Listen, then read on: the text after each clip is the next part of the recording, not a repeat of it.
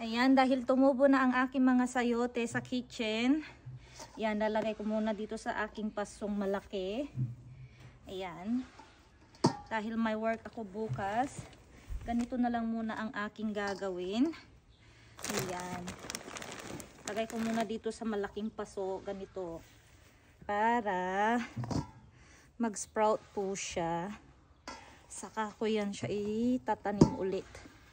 Ayan, kasi hindi ko pa sila alam kung saan sila itatanim. Dito na muna sila. Ayan. Walang tubo to. Pwede itong pang-ulam. Yan, lagay na. Dahil bumili naman ako doon ulit ng bago. Ayan, itanim na natin lahat to. Yan, pag ganyan pala yan para mas maganda. Ayusin natin. Baliktad. Yan. Tapos, daganan ko lang ito na daganan ko lang ito ng kaunting lupa. Ano? Yan, matigat. Ang dami ko na kung naitanim. Yan. Kunti lang yung aking ilalagay.